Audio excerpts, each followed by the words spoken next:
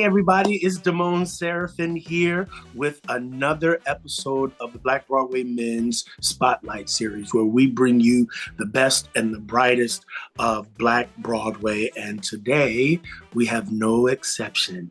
I am so excited to have this conversation with the one and the only, I call him the Professor, Mr. Professor Dr. Shelton Beckton. Hello, everyone. Hello. Hey, Shelton, I am stoked beyond words to have this conversation with you. I have been a long admirer. And of course, you know, there are so many in this industry who love, honor, respect, and revere you. And so we're just going to hang out and love on you and glean from your brilliance. So I just want to say thank you right off the rip, because you are truly a luminary in this industry. You really are.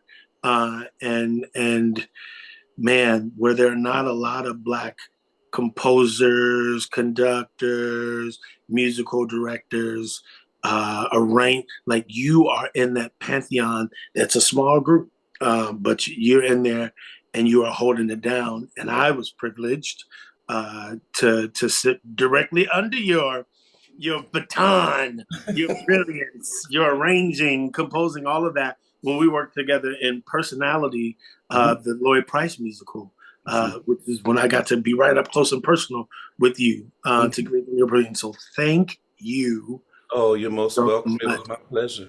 Yeah. So take us back, Shelton. When, where did this all start for you? Tell us, because your credits are long, but before we even get into the credits, I just want to know about little man Shelton who jumped into this music thing. Well, I guess it started a long time ago in North Carolina. I'm from a little area called Dover, North Carolina. My mother was the one who told me how it started because I was so young that I don't remember. She said that I was 4 years old and Wow. that I started playing the piano as a result of going to church and listening to the music and memorizing it. And she said one day she heard me picking at the piano. We had this big old upright piano in the house, and she was in her garden working, and she heard something that sounded familiar to her. And she said I was picking out a tune actually on the piano, and that's where it all started. 4 years old. 4 years old, yeah. Did she tell you what song you were picking out? No, she didn't. She didn't remember the song. But it No, was familiar. it was familiar to her. And from that, I started playing and eventually ended up having my first church choir at the age of 7. What? Yeah. You were 7 years old telling folks what to sing, when to sing? Yeah. Uh-huh. So you're in church and someone said at 7, little man Shelton got this one. Let's let him do it. Yeah. Wow. Do you remember from 7 what you taught and what you had those people singing? Oh no, I don't. But interestingly enough, my mother was in the choir, and Oh wow. she sat right beside me, and she was telling me that I was so young that my feet couldn't even touch the pedals, so I had to sit on the edge of the bench to play. Wow. But that's kind of where it all began. And so from 7-year-old Shelton Beckton, we jumped into this world where music would really open up a life.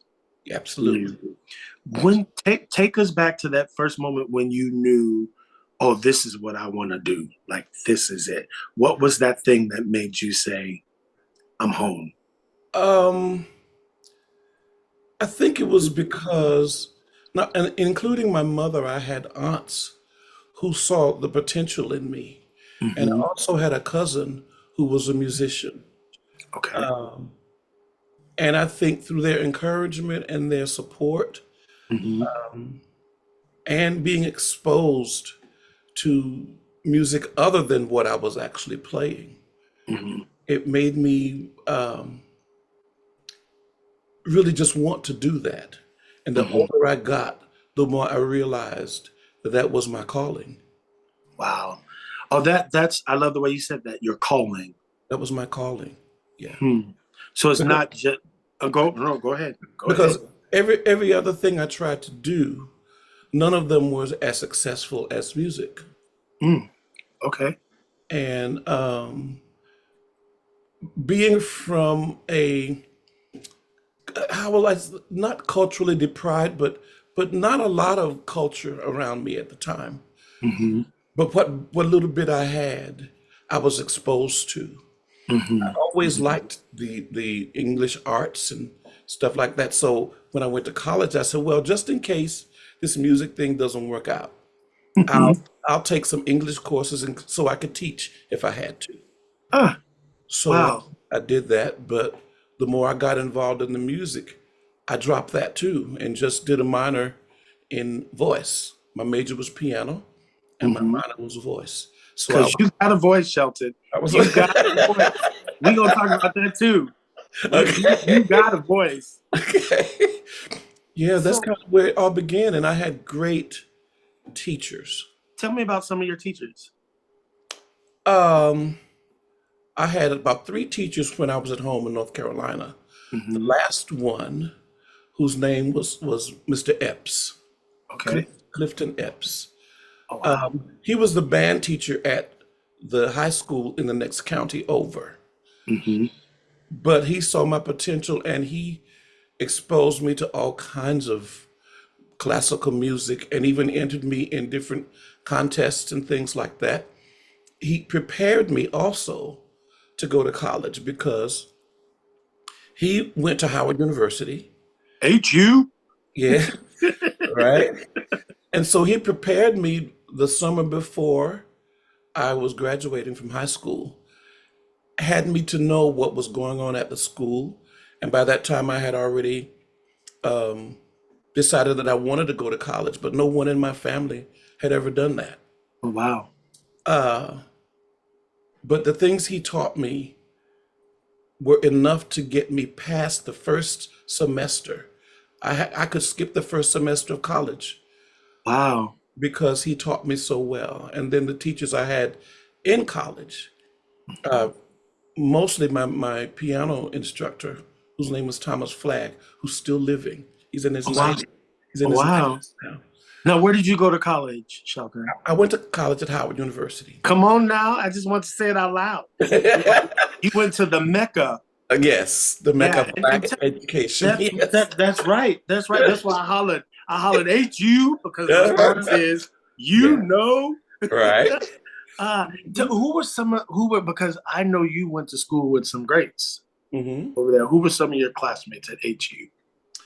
My classmates were Tawatha Agee, Mm-hmm.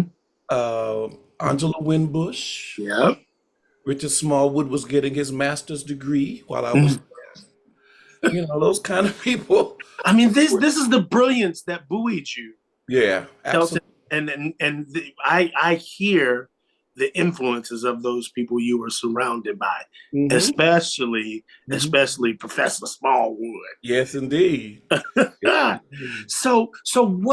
So you matriculated through the church. Yes, It was the church that kind of gave you your foundation. And I yes. love that about us because one of the things, and I was just saying that here, what I love about Black musical brilliance, especially when we get through the church and we get into the academy, Hmm. there's and you said you alluded to the calling, but there is an anointing Hmm. on you, Hmm. on your fingers and on your ears. Yes, And then when the fingers and the ears merge with the brain and the mind to put Ab- those notes from the heart to the page, absolutely. Shelton, it is the thing that we always say about you. You come from both ends. Okay, okay. It is the thing we say about you. You come from Mhm. both ends. You are intellectually meticulous and astute, but the anointing is always at the center of you. That's my foundation. Yeah, It has yeah, always been my foundation. Uh, yeah. and I've never tried to ignore it or disavow it because Mm-mm. it's so much of a part of who I am. Hmm. And it's so apparent in your. It's so even we do a. Y'all listen. If you get a chance to work with Shelton, there's a warm up that he does. That he laughed because he know what I'm talking about. I Yeah. literally said, first of all, this man plays this warm up, and it's simple. When you just, the chords are simple, but Mhm. when Shelton plays this warm up, it sounds like a whole god doggone orchestra that he's playing. But it is at once anointed, Mm. but then technically you are challenged in a way in terms of your breath, in terms of your line, in terms of your dynamic. You hit all the points. I'm telling you, are the maestro for real. Well, thank you. I appreciate that. You get saved in And the warm up. I have to give credit that the last breath control warm up that Uh-huh. we do is one I lifted from doing Color Purple. Ah, tell me about that. It's a transition between scenes that was played by the orchestra, and Uh-huh. it was so beautiful. And I kept listening to it. In the meantime, I was also coaching some of the cast members. Uh-huh. I was in there, and we started using that as a breath control exercise. And it's And that's fierce. where it came from. Yeah. It Mhm. is fierce. And just so I took it from you. Y'all, listen, I literally sat next to Shelter in rehearsal and I was like, sir, professor, Can you can you tell me? And this is the teacher. This is the Uh-huh. teacher. Because you so looked at me like, don't you hear it? Uh-huh. What's wrong with your ears? What you mean with these chords? Don't you hear it? And then he finally told me because I was like, I'm not that astute. I'm not that astute. But he told, and it is. I took it. In fact, I just played it. I'm Mhm. away directing a show, y'all, and I was sitting with my team, and I was like, let me share with you this warm up that that Professor Shelton Beckton taught us, and I showed it to everybody, and everybody was singing.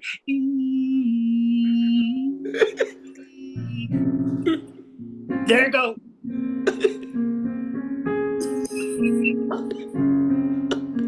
Yes, yes.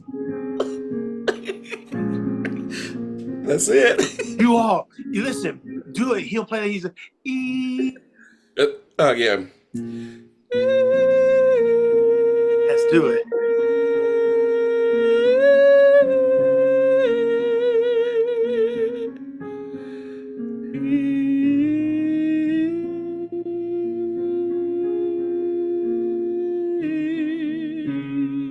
And then he'll say, "Oh." Then you just,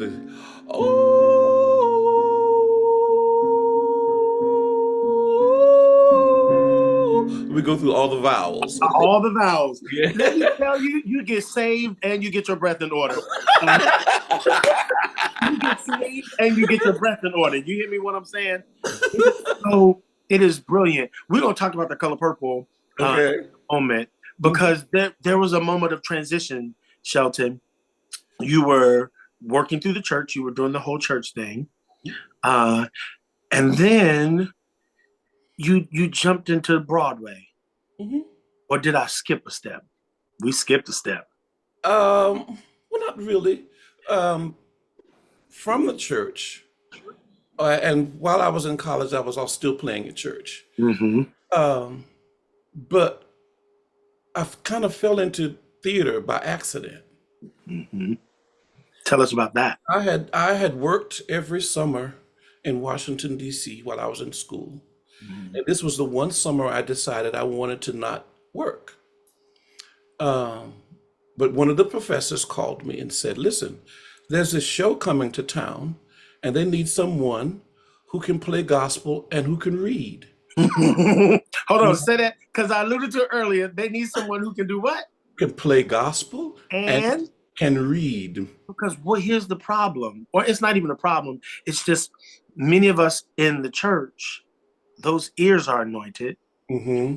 fingers are anointed, Right. but we miss a component. It's upon knowing how to read music, of right? knowing how to read music, Mhm. and you did both. Yeah. Uh huh. Uh huh. And what was that show that they called you It was called The Wiz. on?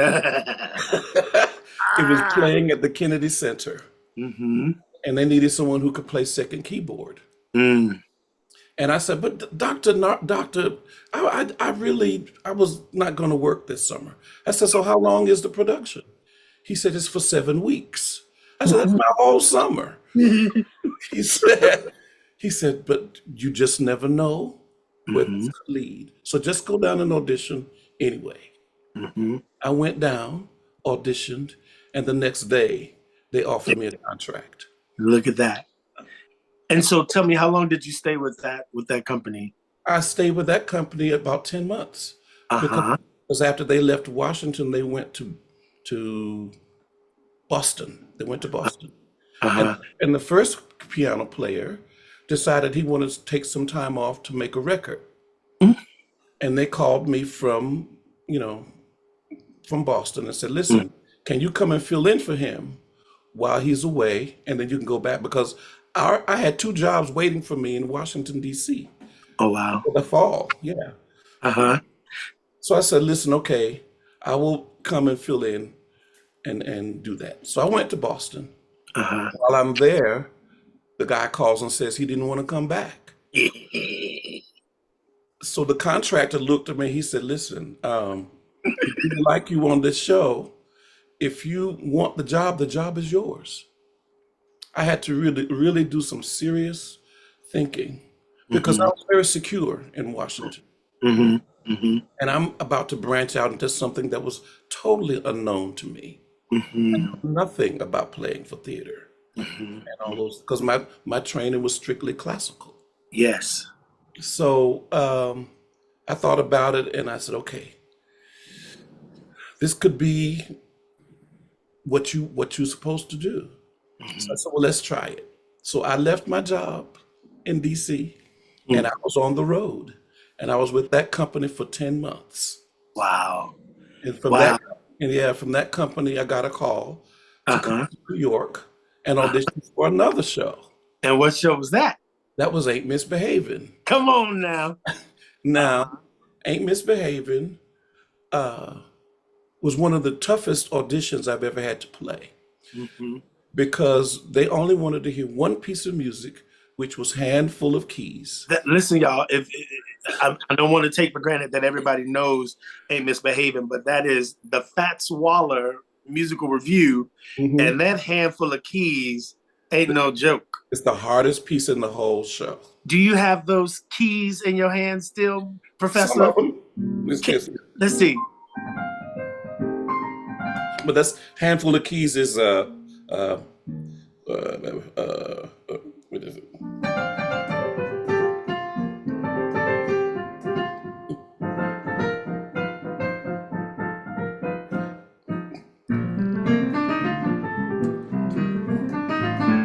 There it is. I just love how you can just pull it out of your brain, like. Mhm.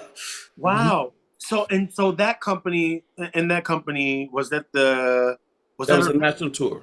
that was in that so that was with who? Who was in that company? In that company, we had Teresa Bowers, Mm-hmm. we had Ken Primus, Uh-huh. Jackie Lowe was in that company. And Lonnie McNeil, I think, did the Andre Oh Deschamps. yeah, yeah, yeah, yeah, yeah, Yeah, that was that company. And yeah, later on, I was joined with Deborah Bird, who came in and yeah. she did the Amelia McQueen role. Uh-huh. So, Uh-huh. wonderful cat. And then later on, we had Roz Ryan. Yeah. Who did that nail track? Right, Yeah. absolutely. The Rise, the one and the only. The one and the So only. so were you again, you were just playing the keys. Were you the musical director at this point? For that company, yes. You were the I music. didn't, no, I didn't start out I started out as the cover pianist. Yes. Yes. And Wow. they, had me, we were in Toronto at the time, Mm-hmm. and they had me to teach the role, teach the piano part to Uh-huh. another gentleman that they brought in from New York. And they Okay. wanted to make him the conductor, and I would remain the cover. Okay. What? Um, that What? didn't Wait work a out. minute. What? I was just saying, how does that work? How does that work, sir? That didn't work out too well because the Hmm. cast rebelled. Of course. The cast, Hello. because they said I had been playing the show, Yes. and they said, why are they bringing in this guy? So the cast rebelled, and then our company manager called New York, and eventually I became the music director of that company. Listen, you all. So what? Here's what Shelton is not saying, because Shelton is trying to be Mr. Humble over here. Listen. When you come to the dance and you know your stuff, you show up fully, there's a community that rallies around you. There's a safety that's been established, right? And Yeah, you do that, Shelton. You do that. You do that everywhere. but I wasn't aware of that. You know, Mm, I was, I just try to do my job the mm-hmm, best that I can, and mm-hmm. God somehow always surrounds me Yeah, with people who appreciate what it is I do. because it's brilliant. Always been. That has always been. So So Ain't was your first, because on the Wiz you were just playing in the pit. I was paying in the pit till the last part of it. Uh-huh. The last part of the whiz, the conductor moved to California, Ah. and he made me conductor in his place. So I was conductor for about maybe 2 months before that tour closed. And so was that the genesis of Shelton Beckton, the musical director? Yes, Huh. it was. And tell me about, because you have been doing this in the church. Hmm. So now you come into the theater to do it. It's totally different. Tell me about what that transition was like for you. Well, dealing with church choirs, Hmm. even though there's an expectation for you to be in that position, when you are put in a position of conducting and supervising people who have trained Hmm. administrations who know how to put these kinds of things on and know Hmm. what kind of expertise and what level of excellence you have to be at Hmm. all the time, Hmm. it's a totally different thing. And when you're dealing with people on the road, especially who you have never met, they have never met you, Hmm. but somehow we have to figure out how to put this show together. Yes. Yeah. It's totally different, and Yeah. you are held to a higher level. Hmm. Your Hmm. your your thought process, your the way you do things has to really be super tight Yeah. because everybody's looking to you Hmm. to put this show together. You're the music director, and this is a musical. Hmm. Hmm.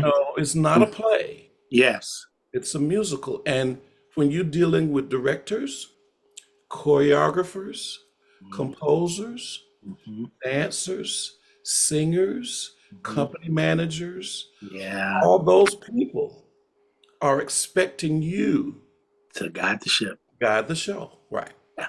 Yeah. You Much do it more beautifully. responsible. You Oh, do it beautifully. Who were, because you were coming from the world of gospel and classical music, mhm. who were the influences? Who were those people you were like, who am I looking to? What textbook? Is there a textbook? Is there a class? No textbook, no class. No. Um, Aside from my gospel and my classical training, Mhm. I also listened to a lot of Roberta Flack. Yeah, we just I lost listened, her. yeah, just lost her. Uh, Another Howard alum. exactly. And a lot of Donny Hathaway. I listened to Isaac Hayes. I Mhm. listened to a lot of different artists. Mhm. And then when it came to hearing the difference between theater music Mhm. and those other kinds of music, I said there has to be a bridge there somewhere. And I have to discover what that is. So Mhm. my listening just became a lot more acute. Yes. into how do I infuse what I do with what Mm-hmm. they expect of me Yes. to do. Yeah. And it was a learning curve for a minute Mm-hmm. Mm-hmm. because even though the Wiz was kind of written like an R&B show, Mm-hmm. there were certain things in theater. The sound is just a little different, but it's Yes. just enough to still give you that R&B gospel feeling. Mm-hmm. And who was the musical director on that Wiz? The music director at that time was Larry Ball. Uh-huh. He's a musician. He lives in California now, but he Okay. was out of Chicago at the time. That's my hometown. There Come you on, go. man. Uh-huh. Yeah, his name was Uh-huh. Larry Ball. Mm-hmm. Great guy. He kind of took me under his wing Mm-hmm. and showed me the ropes. Even in terms of how to really dissect an orchestral score, Mm-hmm. because the Wiz has some of the best orchestrations I've ever heard done by Harold Wheeler. Yes. Mm-hmm. And I sat in the middle of the orchestra every night, Yeah. hearing how those instruments came in, hearing how they blended one to another. That Mm-hmm. was such an education for me. Wow. Wow. You just said a name again that is again synonymous with Black musical excellence. Mhm. Uh, Professor Wheeler, Harold Wheeler, uh, absolutely. him and Hattie Mhm. is his partner and Yeah, in life and love. absolutely. But he is a genius, and you also had at your fingertips coming off of Ain't. You had the one and the only. Come on, say his name, Henderson. And yeah, Luther Henderson. Yeah, brother All Henderson. those people, all Mm-hmm. those people, Henderson, Wheeler, Mm-hmm. somehow they saw me and thought that I was worth their time. Mm-hmm. You know what I mean? They really thought that I was worth their time. Mm-hmm. So they infused things into me. Mm-hmm. They in a lot of ways protected me Yeah. from some of the pitfalls that would come in this business. Mm-hmm. And Harold Wheeler gave me my first jingle job. Wow. Luther Henderson called me from France. They were doing Ain't Misbehaving over there, and he had an accident and fell into the pit, Oof. broke his arm, Oof. and they called me and said, "Can you come?" Another, they already had a cover pianist there Mm-hmm. who was playing the show, but they wanted someone to cover him just in case. Mm-hmm. They Mm-hmm. called me to come to. I went to Paris for 2.5 months. Wow. And after that, once Ain't Misbehaving came back to Broadway with the Mm-hmm. original cast, Mm-hmm. Luther Henderson asked for me to be his cover. Wow. When they did the last production of that show, I was Luther Henderson's cover. And he Wow. had me to play at the show a few times with the Mm. original cast. Wow. Andre, Andre, Ken, yep, Nell, Nell, Charlene, and Amelia. Amelia, yeah. Mm-hmm. Wow. Yep. So you are at this point now kind of setting your name Mm-hmm. in among that pantheon. You're setting your name and establishing yourself.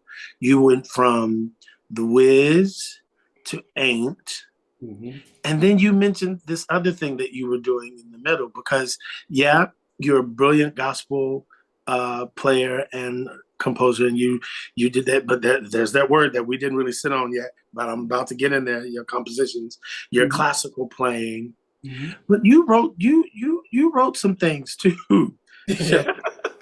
Yeah. Shelton, you said jingle, but you got jingles. You you come on now. I did my research. I see you did. And um, once you start to recognize, you go, oh, that's a Becton tune. yeah, That's a yeah, Becton. Okay, I'm hearing some Becton influence up in here. Tell me, because that's a different world in and of itself. absolutely. I Tell us about that ride. that um that was another learning curve for me Mm-hmm. because the majority of what I did in jingles was to sing. Mm-hmm. But there was also, and I have to kind of veer for a Yeah. minute. Yep. Um, Through Harold Wheeler, I met Felicia Rashad. Mm-hmm. HU. Yeah, another HU. And he was working with her to put a show together to go to Vegas. Mm-hmm. She was opening for Bill Cosby out there. Mm-hmm.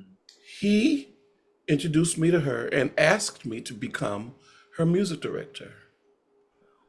So meeting Felicia was probably one of the best things that ever happened to me. Mm-hmm. People, know of her brilliance as an actress, as director, but I know her as a human being. Mm-hmm. There's none better, Mm-hmm. none better. Mm-hmm. Felicia put me in charge of the band, and when she did that, I have to tell this story. Yeah, please. We were about to begin band rehearsals, and we were literally in the studio getting ready to rehearse. And Felicia calls me on the phone, and she says, "Listen, tell the musicians, I know that we have all negotiated their salaries and, whatever they want to do this gig. But if any of them want to reconsider, please ask them to call me personally." No one had ever said that to any musician I know. Wow. That was the first thing she did. Mm-hmm. Then after we got out there, we check in, and every room has this huge bouquet of flowers from none other than Felicia. Delicious. Mm. After every show, backstage, there was a feast of food waiting for the band exclusively from Felicia. Delicious. Wow. While Wow. she was doing the Cosby Show, um, she called me about this episode where her father was, singing this song, and Yep. he wanted to sing this song to her sister. Mm-hmm. And Felicia called me and said, "Listen, we need a song. Do you have a song that we can, use in the show?" And I remembered this song that was inspired by my mother, Mm-hmm. called "All Good Things Will Be Added Unto You." Yes. It was originally written as a solo, Mm-hmm. but she needed it for a choir. Yes. So I rearranged it for a choir. That was "All Good Things Will Be Added Unto You." Yes. But the Yes. song that she sang, that Joe Williams sang, was called "We We Belong belong Together." Right, together. right. And who wrote that song, sir? I did. Tell you something. Let me tell you something. Especially after I worked with you, Uh-huh. I called my mother because that's one of my mother's favorite episodes. Oh, She really? loves Joe Williams. Uh-huh. Mhm. And when I reckon when because your name slides across the credits, when I said, this man, and we only got that little snippet of it. Right, right. Yeah, he only We did got a snippet of it. Yeah. yeah. Hmm. We belong together. Right. I, Yes. I lost my mind. I Yeah. lost my mind. Um, but again, I think I have to believe that all this is divine providence. Oh yeah. I have to believe it because logically, there's no Mm-hmm. reason for all this to have happened. Mm-hmm. Not Mm-hmm. logically, but I guess when your steps are ordered, Oh, say that. and, Yes. and when you're trying to give back the gift that you've been given, Mm-hmm. it always makes room for you. That's what the word said it'll do. Yeah. Your It al- gifts will yeah, make room for you. make room for you. So Mm. that's kind And of how I place you believe in before all. greatness. Yeah, right. You know. So it's kind of how I've always existed. Wow. So you've you've worked in jingles and TV and commercials, and Hmm. you have this relationship with Felicia. Hmm. You have been then now connected to some of the most important musicals in kind of the Broadway landscape, certainly as it involves the Black story, our idioms, our you've been involved Hmm. uh, in some of the major ones. Hmm. Uh, Shuffle Along. Right. Shuffle Mm-hmm, Song, which was great. And, mm-hmm. and one of my late favorites is Lady Day at Emerson's Bar and Grill. Okay, we're gonna talk about that one in a second because I'm about to let you have it on that one. Yeah, I'm about to okay. let you have it on that. We coming back to that one. Okay. Uh, so Shuffle Along, Memphis. Memphis. I was the second keyboard and associate conductor for Okay. that. Mm-hmm. Uh-huh. Memphis, and then uh, The Color Purple. Color Purple. I was a second keyboard associate conductor for that. But you did a little more on that too, right? Didn't you help with some of these arrangements? And what No, I didn't am I do it. wrong? Did I get that wrong? Joseph Joubert did the arrangements. Oh, I thought you all worked together. Then I'm sorry. Mm-mm. I'm No, sorry. I didn't do any of the arrangements on that. Okay, Mm-mm. okay. But you sure made that vocal warm up work. Let me tell you that much. You sure made that vocal warm up work. Yeah. Now we come to this thing where I remember when it first was announced that Audra was gonna play Billie Holiday. Hmm. And I've said this to Audra now, so I can say this out loud. I thought this gonna be the one. She about to tank out on this one. Uh-huh. Don't I don't see this at all.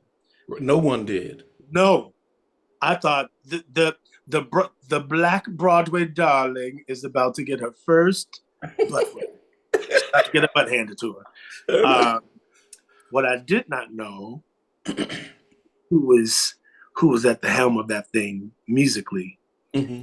Audra sings your praises to this day. Oh, thank you. Thank you. Um, Not only did we not see Audra, she disappeared. Absolutely. I I I sat there going, Absolutely. did they raise? Is Bill? Listen, at the beginning of every show, when she opened her mouth, there was a gasp Mm-hmm. because no one could believe Yeah, she sounded so much like Billie Holiday. but you know who she credits? Who?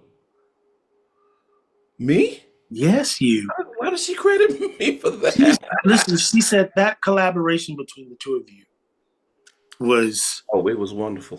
It yeah. was. But you also challenge people in a way, though, too,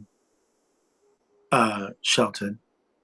Here and now this one I can't say how intimate this was between you two, only that she credits you, but I can tell you the question that you asked us, and I think maybe you may I can imagine the conversation between you and Audra to get to this magical, because Hmm. that was magical. Hmm. That was other you would ask this question, what else?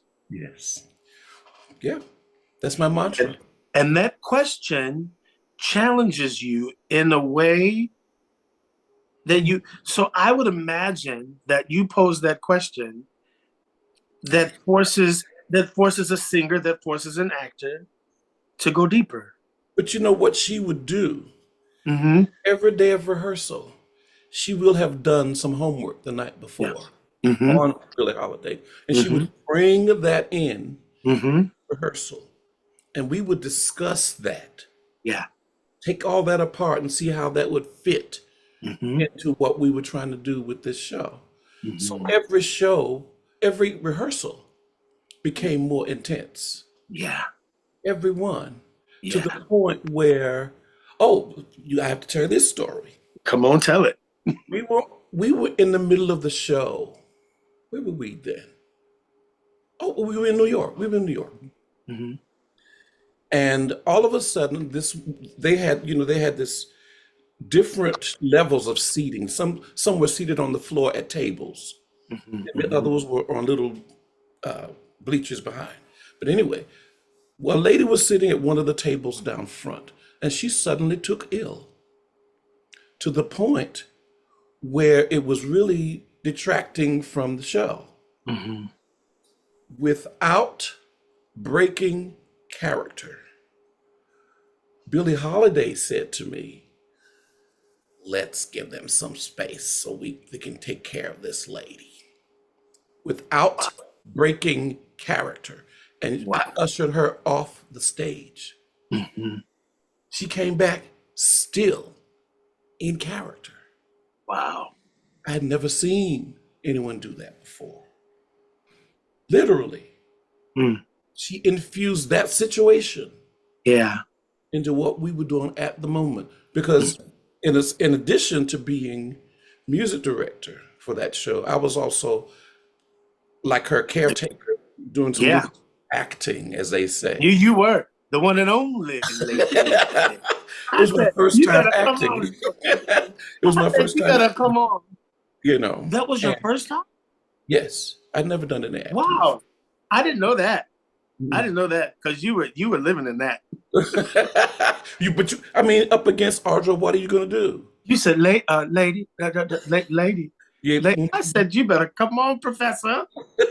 You better come on. because she would challenge me every night too. Hmm. Hmm. One little something she would do that was not in the script, so I had to always be ready. Uh-huh. Uh-huh. So that's kind of how we did. Yeah, well, she sings her praises on that one, Oh, and thank you all were absolutely spellbinding. thank you, thank Spellbinding. It you. was and so again, when we worked together, I would sit and just be like, first of all, I'm never really scared. I'm not easily intimidated, but I was like, oh Lord, this man, I, I have to keep it together. I have to keep it together, and it was you and Sheldon. I Right, always tell people I had the mhm, Sheldon. right, Um, absolutely. not you were able to hold the standard while keeping a peaceful, calm space. And even when you had to drop the hammer on us, you would do it in a way. You would do it in a way. You. It's almost. I said someone is likened to being punished by. We talked about Cosby. It's like having that Cosby dad moment where you be like, Oh man. But uh, that all mm-mm. goes back to the kind of training that I Yeah, got. yeah, You yeah, know, with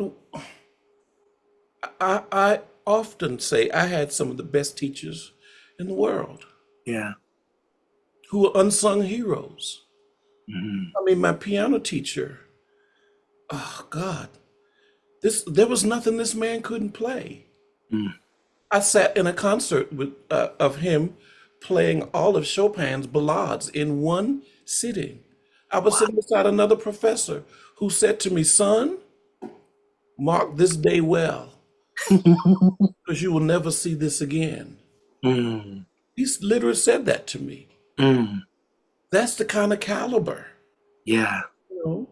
And I was working on my senior recital, and my piano teacher gave me this transcendental etude of Liszt to play, Hmm. one in F minor, and one of the hardest pieces I ever had to play in my life. And when you practice 8 hours a day, Hmm. which I Hmm. was doing at the time, 8 hours. 8 hours a day, when you practice like that, and then you go to a lesson, you expect to have made some improvements, Yes. you know. So you always want to get the favoritism from your favor of your teacher. Hmm. So I'm playing this piece knowing that I had done my homework. So I finished the piece, and my teacher looks at me and he goes, it's coming.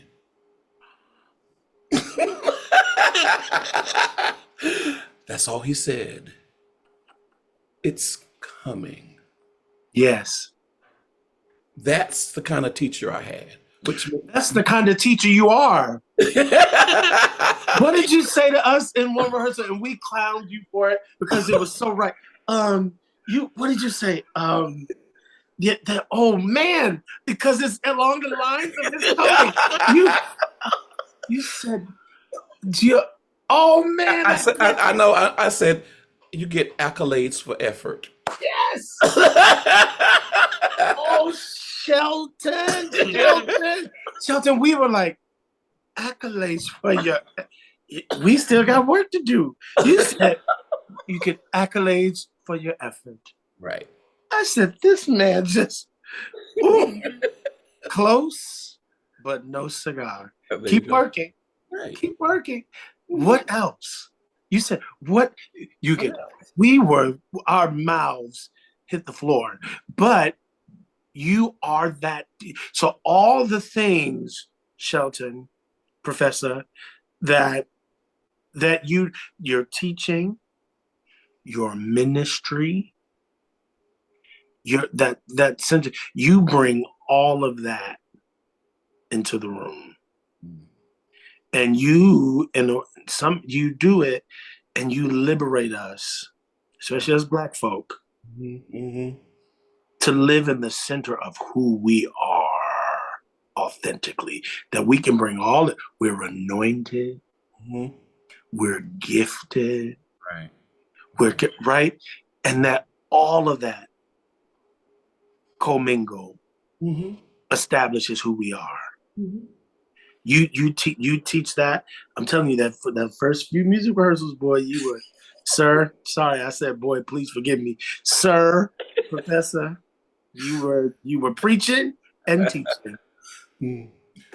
Tell me, tell those who are watching. There's some would be musical directors, arrangers, composers who are trying, Black composer, arrangers, music directors who are trying to get in the game. What do you say to those who are trying to break in? How do we do this, Professor? There is no one way to do that, but there are certain tools Mm-hmm. that you need to have before you even attempt to knock on the door. First, you must be comfortable with your craft. Know your craft. Do your homework. Don't assume that maybe because you graduated from this school or had that teacher and whatever, that you're ready. You may not be, because you never know what's going to be asked of you. Never limit yourself to, say, just playing one genre of music. I had to teach my mother that lesson, even as Mm. when I was young, because we grew up in a very spiritual house. Mm-hmm. Father being a minister, mother being the mother of the church, all that. So they did not want me to play anything other than gospel music. Mm-hmm. But I had to tell my mother one day, I said, Mom, I said, I know you want me to play the gospel stuff and the classical stuff. I said, I don't know what I'm going to have to do later on in my life. So I think I should expose myself to a lot of different kinds of music. And that was one of the first times I think she listened to me and she thought about what I said. Because at that time in my life, no one in my family had ever pursued a professional career in music. So that was totally unknown. But somehow I just knew that I had to know more than just gospel. I had to know more than that, especially if I was going to get out of that little backward community that we lived in. Really. Mm-hmm. I mean, I had people come up to me when I told them that I was going to go to college. They said, but don't you know it all already? And I Wow. just had to look at them. I said, I got to get out of here. I have to get out of here because I believe that I'm meant for more than that. So that was one of the things. Know your craft. Then once you decide where you would like to see yourself going, where your goal is, so much of what happens to you depends on your associations. Who do you know? Who knows you? Who respects your work? Who can vouch for you just to open the door, to get your foot in the door? Know those things. Know know how a show is put together. If you call yourself, you want to be the music director. How is that show put together? What's the background of all of that? How how do you put yourself in front of people who can help you to get to the next level? Somebody has to know you. Somebody has to respect you. And then you have to have a level of professionalism that people will respect. That means showing up on time. That means knowing the material before you get to the rehearsal. That means being amenable to changes that will always occur when you're putting a show together. Because you have to now satisfy the director, the choreographer, the dancer, the singer.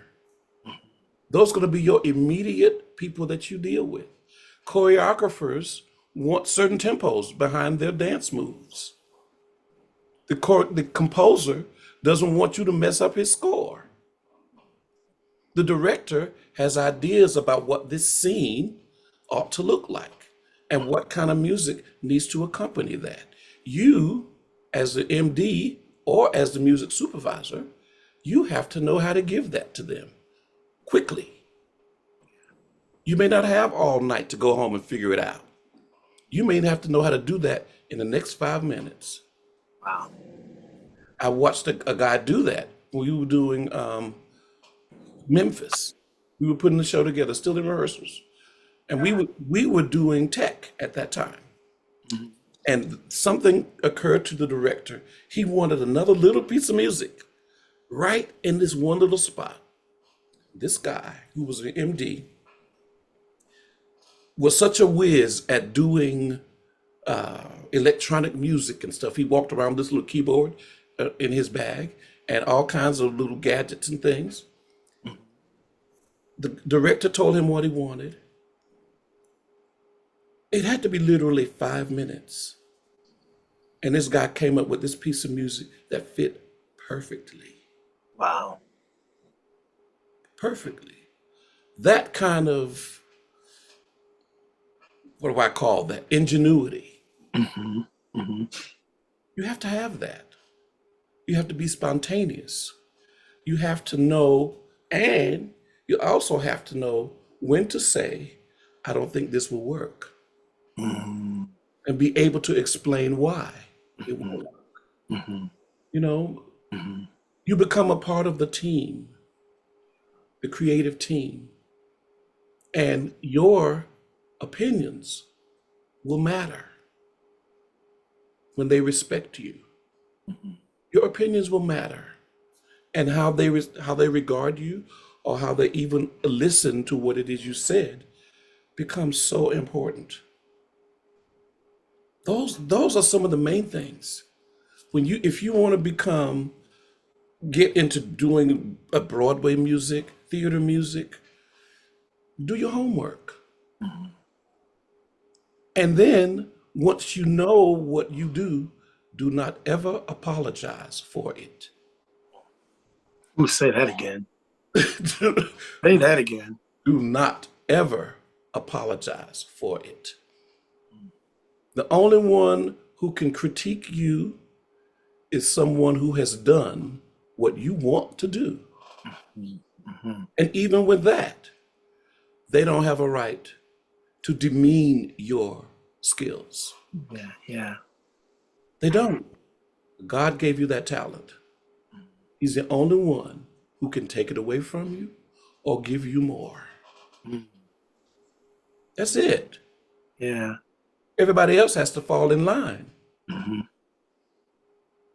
Once you know who you are and what your capabilities are, never allow anyone to demean you or to think less of you than you think of yourself. Hmm.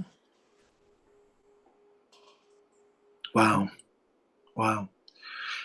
Wow. Thank you. Thank you for sharing that. I mean, across, whether we're musical directors, directors, whoever, these are nuggets. These are nuggets that'll Yeah. pull us through and give us focus. And especially when you have to deal with singers Yeah. who have some reputation. Ooh, tell us about that. Because your temperament, Professor, is you maintain. I've watched you. I watched you. I was in the room. You maintain. I ain't saying no. I ain't saying that. I'm just saying I've watched you. Tell us about that. What is that thing that allows you to? That again comes from your confidence in your skills. Mhm, mhm, Um, Again, I've worked with some of the top singers in the world. The last one being Roberta Flack. mhm, Before her was Patty Austin, mm. and before her was Judy Collins. Wow. You know, when you work with those kinds of individuals who already have an established career, Mhm, and they have worked with all these different kinds of people, and here you come, somebody they don't know and haven't learned to respect yet. mhm. You have to make sure that what you say to them, how you respond to them, is something that respects them but does not demean you. You know what I'm saying? Yeah. You have to know how to deal with them because um, all these different personalities will come at you, and you have to find what your even keel is, Mhm. and don't go from that. Wow. Teach. You have to sometimes teach people how to treat you. Ooh, say that again. you, Say that again too. You have to what? you have to teach them how to treat you. Yes, indeed. Indeed. You know, because some people think that they just because of whatever their position is, that they can Hmm. say and do whatever they want to do with and to you. You have to pull that back, Hmm. Hmm. whether you get the job or not. Right. Right. Because sometimes you will lose the job because you speak up. Hmm. Hmm. But your self-respect is not for sale. Wow. I love that. I It's not love for that. sale. Other jobs will come. And if Mhm. that job doesn't work out, it just means you weren't supposed to do it in the first place. Mm. Yeah. That God has something else for you to do. Hmm. Hmm. You know, I mean, some of the best singers, I mean, the Patty Austin experience was probably one of the best musical stage show kind of things I did Hmm. because she was so intelligent as a singer. Hmm. I only heard her sing off key once, Wow. and I've worked with her for 7 years. Plus, she's so witty and funny, you know? Hmm. Hmm. But that was some of the best music I ever played. Wow. And she's brilliant. Her set list, oh my God, the music was so pretty. So pretty. Mm. Absolutely. And from her, I went to Roberta. Playing for Roberta was like going to school again Yeah. because Yeah. she had a way of interpreting a piece of music that made you have to rely on um, your skills of accompanying, your skills, and even if she had me singing too, trying to do all that at one time and then conduct the band at the same time. That was an experience in itself. Mm. Playing and because she could sit at the piano and play it, Yeah. you know, and then she would put that wonderful voice on top of it, and it was just like magic. Wow. It was like magic. Wow. You have been with the luminaries for sure. You know, I've been blessed in that to be able to do that. Yeah. And I know that everybody can't do that. Can't say that they've done that. Hmm. Hmm. I'm fully aware of what a blessing that has been to me. Yeah. Um, and I'm grateful every day. Wow. What is the professor working on these days? What can we expect from the brilliance and the mind and the heart of Shelton Beckton? Couple of things. I'm getting ready to do another personality, Okay. but I think this one's going to be in London this time. Uh-huh. Uh, Hold on. Listen, this y'all got one. Y'all keep leaving me in now. That's the second time y'all done went to London and y'all ain't nobody call me. Listen, but I get it. It's easy to do it in London. um, Yeah, Part of it is has to do with administration yeah, and yeah. the London want their people to be. Of course, of course, of course. No, I'm being silly. Yeah, yeah, No, yeah. I sell the move that show. That's great, and Mhm. I know what it takes to produce these things, and Right. Yeah. to produce them right now in London. So off you go to jolly old England. Yeah. Okay, so you're about to do another personality that you And are the arranger and composer. I'm the On arranger and uh-huh. director. Well, you guys got Yeah. Lloyd's music, but Right. you're yeah, Exactly. yeah. Uh-huh. But personally, I'm also getting ready to start working on another project of my own. Okay. Um, Can you talk about it? well, this one I'd like for this one is the goal. I'll say Hmm. Hmm. is to put out an album of Oh, okay. songs I've written over the years. I've Okay. already done a gospel album years ago, Right. so I want this one to be an album of love songs and Ah, songs of inspiration. Yeah. we belong. Yeah. Yes. Yeah. Yes. Wow. Mhm. Wow. This is really really great. For those who would like to follow you, are you on social media? How do we connect to the one and the only? Well, I'm still trying to figure that out. But I do have a website that they can find me Uh-huh. on, and I'm on Facebook. Uh-huh. And what's that website? Do you know that web address? Uh, I think it's I haven't used it in so long. I don't remember what it is at the moment. We're gonna post it and we're gonna make sure everyone knows. We're gonna Yeah, make sure I everyone can knows. get it. And you are on Facebook, Yes, uh, Shelton Beckton. Yep. right. Hmm. Uh-huh. Man, what an hour this has been. Oh, it's been great. Time flies when we're Oh, learning all the things. wow. Indeed. It's I was so excited for this conversation. You have no idea, and I'm so grateful. I'm grateful to you, Shelton, for your personal integrity.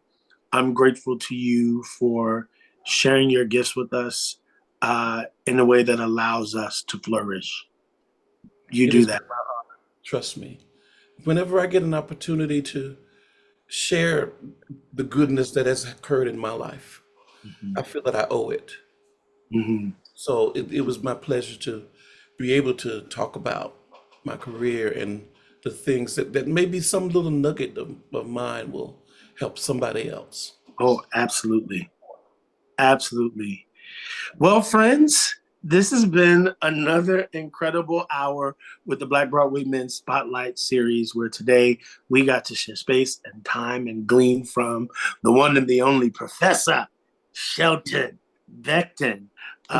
Please follow us on all of our social media to track this interview and others. If you so enjoyed them, you can find us at all Black Broadway Men at Black Broadway Men on Instagram, on Facebook, and you can even track us on our website at blackbroadwaymen.org.